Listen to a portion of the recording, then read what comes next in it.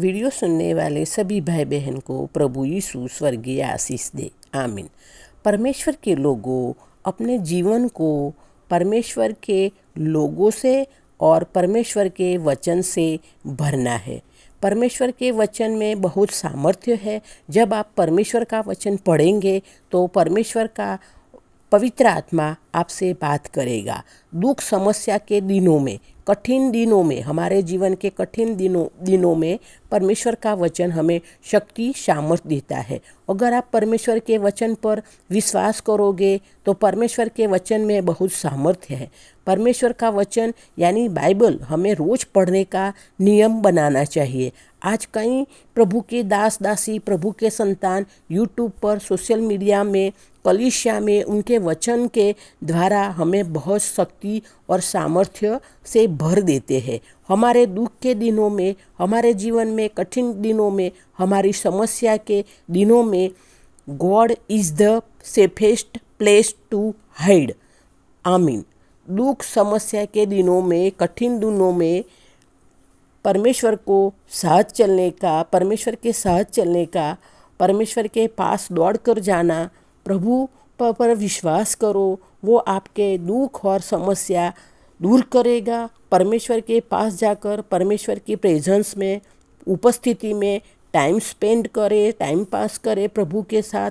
अपना जीवन प्रभु के वचन से और प्रभु के लोगों से भरे। प्रभु का वचन सामर्थ्यवान है। प्रभु का वचन हमेशा रोज पढ़े। अपनी चिंता परमेश्वर को समर्पित करे और स्तुति आराधना करे। स्तुति आराधना से हमको प्रभु का दर्शन होता है और स्तुति आराधना करना वो बहुत ही इम्पोर्टेंट है हमारे जीवन में।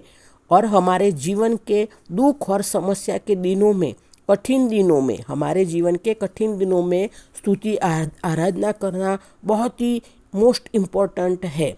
पवित्र शास्त्र बाइबल में 2 कोरिन्थी की पत्री 1 अध्याय और 4 वचन में लिखा है, विश्वास करो, आपका दुख और संकट आनंद में बदल जाएगा। हमेशा सोचे, पुराना चला गया है और नया सब कुछ अच्छा आ रहा है। मेरे जीवन में सब कुछ अच्छा भला हो रहा है। अगर आप दुख समस्या के दिनों में, कठिन दिनों में है तो आपको कहना है कि बेदारी मेरी कोई भी रोक नहीं सकता, क्योंकि मेरा प्रभु का अभिषेक हम पर छाया है।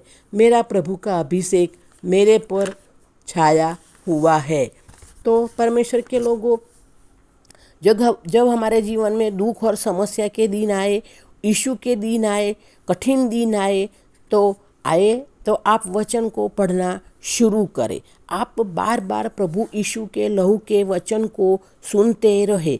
आप अपनी परिस्थिति को वचन से, प्रभु की वचन से भर दीजिए। परमेश्वर के वचन के साथ और वचन की घोषणाओं कीजिए। हम हमेशा मोबाइल में प्रभु की स्तुति आराधना सुनते हैं, लेकिन कभी कभी प्रभु का वचन भी हमें सुनना चाहिए, क्योंकि प्रभु का वचन बहुत ही सामर्थ्यवान है, बहुत ही पावरफुल है। टीवी में लगाकर सुने, घर में अपना काम करते करते टीवी में, मोबाइल में परमेश्वर का वचन सुनिए तो आपका ध्यान वचन में लगा रहेगा। वचन का सामर्थ्य है जो आपको मिलेगा। जब आप वचन सुनेंगे, उस वचन की घोषणाएं कीजिए, प्रार्थना में लगे रहिए, प्रभु के लोगों के बीच में रहे। ऐसी संगति बहुत ज़रूरी है। ऐसे करने से हमको आशीष प्रभु की मिलती है, बेदारी हमको मिलती है। आज ऐसा समय है कि कुछ लोगों को चर्च जाना पसंद नहीं, लेकिन शैतान कुछ भी कर ले, चर्च हमेशा आगे ही बढ़ता रहेगा, जैसे अभी तक चर्च आगे बढ़ता आया है। हमें अपने आप को प्रभु के लोगों के बीच में, संगति में, प्रभु की स्तुति आराधना में रखना बहुत ज़रूरी है।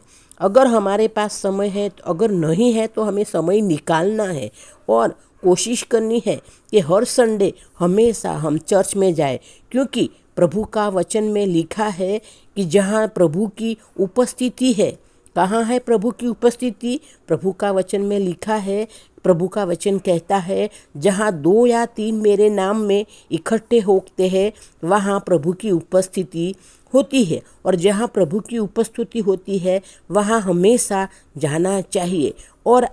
और ज़्यादातर हमारे दुख संकट के दिनों में, हमारे जीवन के कठिन परिस्थितियों में परमेश्वर की उपस्थिति में जाना चाहिए। कठिन दिनों में परमेश्वर की उपस्थिति में हमें जाना चाहिए। प्रभु की महान दासी कैथरीन कुलमुन, वो जहाँ जाती थी, वहाँ जाती थी, जहाँ भी जाती थी, लोगों को पता था कि ये कैथरीन कुलमुन कहाँ भी, जहीं भी जाती है, जहाँ भी जाती है, वहाँ परमेश्वर की उपस्थिति उसके साथ होती है। परमेश्वर की प्रेजेंस कैथरीन कुलमुन के साथ हमेशा होती है। लोग वहाँ बहुत ज़्यादा मात्रा में, भारी भीड़ में वहाँ जाते थे, चाहे गर्मी हो, चाहे ठंडी हो, चाहे बारिश हो। लेकिन कैथरीन कुलमुन जहाँ जाती थी, बहुत भीड़ उनके साथ रहती थी, क्योंकि उनके साथ परमेश्वर की उपस्थिति थी। लोगों को लगता था कि हमें भी परमेश्वर की प्रेजेंस, उपस्थिति मिलेगी, हमें भी, उनकी वजह से हम भी आशीषित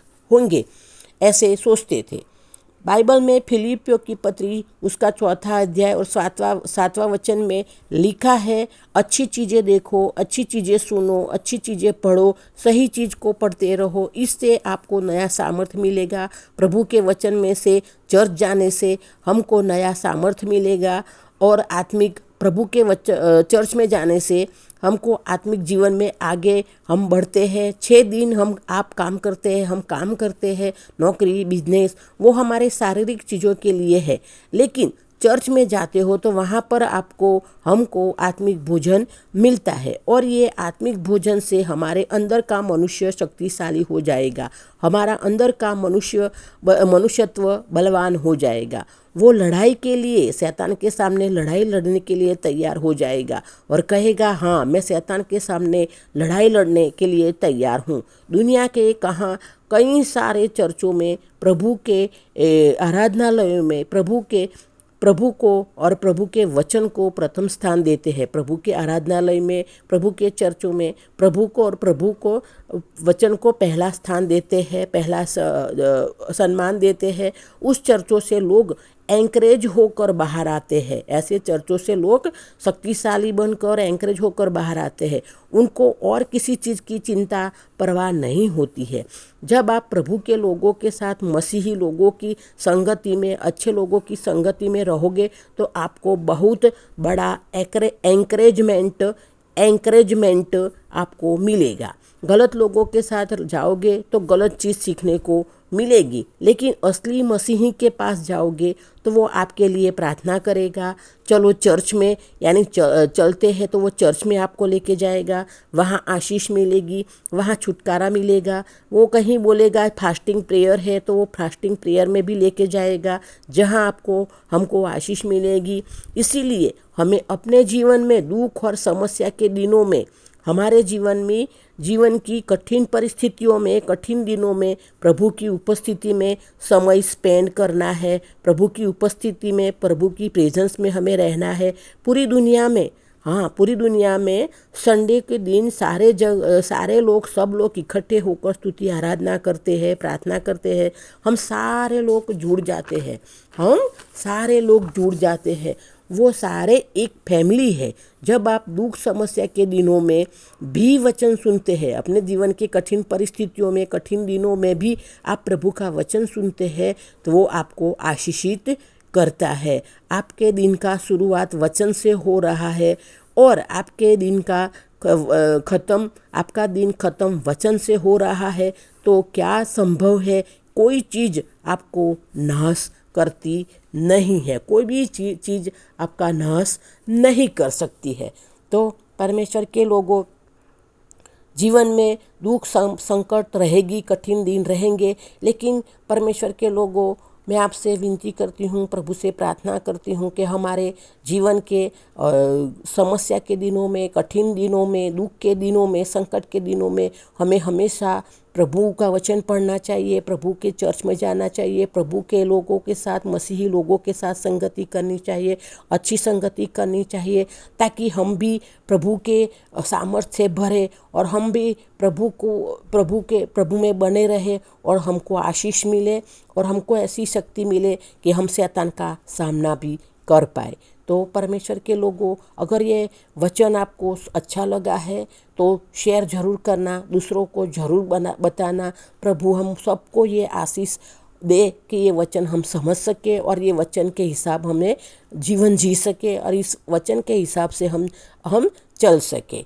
हाँ, आमीन। वीडियो अच्छा लगा है शेयर जरूर करना, सब्सक्राइब करना, लाइक करना, कमेंट करना। प्रभु यीशु ने हम सबको स्वर्गीय आशीष तो दे दी है। आमीन। धन्यवाद। प्रभु यीशु की दासी वासंती।